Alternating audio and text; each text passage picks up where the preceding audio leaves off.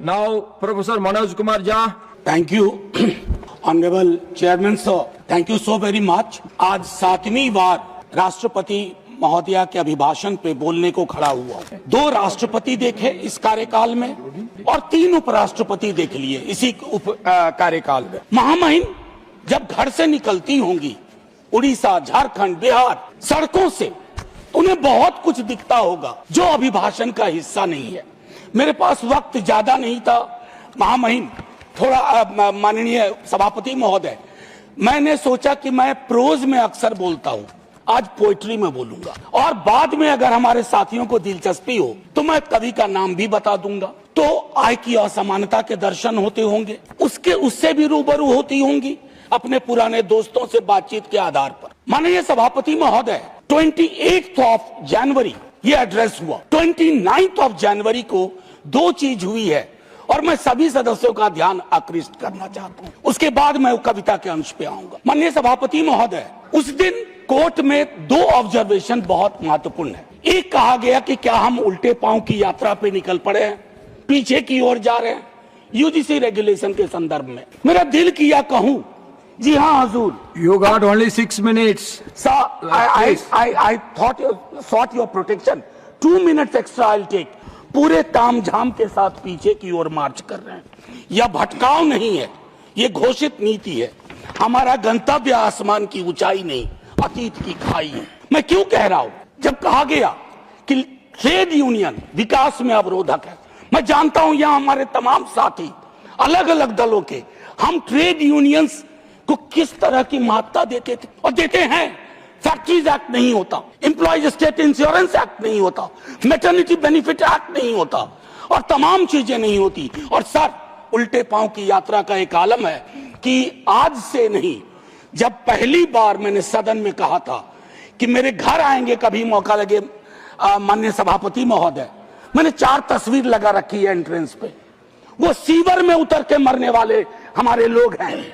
जहरीली गैस किनको मार रही है? मुझे मंत्री महोदय ने जवाब दिया था 98% एक ही जाति के, उपजाति के लोग हैं, किसी से कोई शिकायत नहीं। यह चिट्ठी महामहिम के नाम है, महामहिम के माध्यम से देश के नाम एक खत। मेरे प्यारे देश, ये सबके पते पे एक साथ पहुंचे। यह खत किसी एक के नाम नहीं, न सत्ता के दरवाजे पर दस्तक, न विपक्ष की मेज पर जगह की मांग, न तालियों की उम्मीद, न इतिहास की फाइल में कैद होने की चाह। यह खत उन सब के नाम है जो बोल रहे हैं, जो चुप हैं या इन दोनों से विलग हैं। हे प्यारे देश, काफी समय से महसूस करता हूं कि हमारे बीच का मौसम भारी हो गया है। हवा में सवाल कम है, शक ज्यादा, संवाद सिकुड़ गया है, पहचाने हांफने लगी हैं। अब हम एक दूसरे को नाम से नहीं, खानों में रख के, बाड़ों में रखकर पहचानते हैं। पड़ोसी नहीं रहता, वो किस तरफ है हम ये जानना चाहते हैं।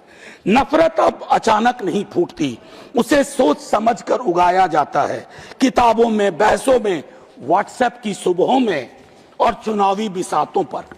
मेरे प्यारे देश, डर यह नहीं कि जहर फैल रहा है, डर यह है कि लोग इसे ही अपना जीवन समझने लगे, जैसे यही हवा हो, यही भाषा, यही भाव, यही नियति। मैं ये खत इसलिए नहीं लिख रहा हूं मेरे प्यारे देश कि तुम बदल जाओ। इतिहास इतने तीव्र मोड़ नहीं लेता, मैं जानता हूं। मैं बस इतना कहना चाहता हूं कि तुम यह मान लो कुछ गलत हो रहा है। हर असहमति देशद्रोह नहीं, हर सवाल दुश्मनी नहीं और हर चुप्पी समझदारी नहीं होती। यह खत उन माँ बाप के नाम भी है जो बच्चों को नफरत के साथ डर सिखा रहे हैं, उन शिक्षकों के नाम जो सच से हिचकते हैं, उन नेताओं के नाम जो आग लगा सकते हैं, बुझाना नहीं चाहते। और हाँ, यह खत मेरे अपने नाम भी है, क्योंकि मैं भी कई बार थक कर चुप हो गया। मेरे प्यारे देश, अगर मौसम पूरी तरह ना बदले तो भी चलेगा, बस इतना हो जाए कि लोग पहचान लें कि वे बीमार मौसम में जी रहे हैं, क्योंकि पहचान के बिना इलाज सिर्फ एक बहाना है। इस खत को संभाल कर रखना, इसे किसी फाइल में मत डालना, इसे शोर भी मत बनाना, बस पढ़कर थोड़ा ठहर जाना, शायद यहीं से बदलाव की शुरुआत हो। माननीय सभापति महोदय, मैं कहना चाहता था बहुत कुछ, महामहिम के अभिभाषण के संदर्भ में राष्ट्रीय सुरक्षा की चिंताओं पर, घरेलू राजनीति के जहर पर, आय की भयावह असमानता पर, बेरोजगारी के दंश पर लेकिन चुप रहूंगा। बोलूंगा तो फट पड़ूंगा। आप में से कई लोग साथ में फट पड़ेंगे और वह सत्ताधीशों को नागवार गुजरेगा जो कभी इधर हैं कभी उधर हैं, क्योंकि वे खौफ खाते हैं छात्र युवाओं के सवालों से ही नहीं बल्कि अप्रकाशित पुस्तकों के पन्नों से भी।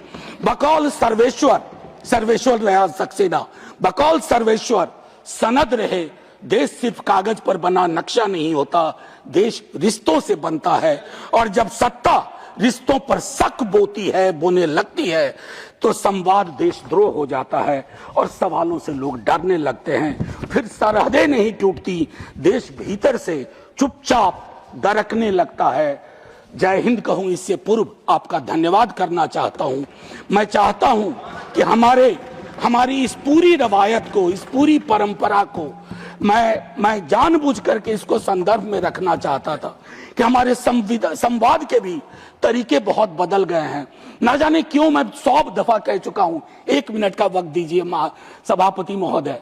ना जाने मैं क्यों एक सांसद के रूप में महसूस करता हूं कि हम एक दूसरे से दुश्मनी की जुबान में क्यों बात करते हैं। अगर इधर से कोई कुछ बोले तो क्या जरूरी है कि उधर से उस तरह का शोर मचाया जाए जिसके बगैर भी संसद में बात की जा सकती है।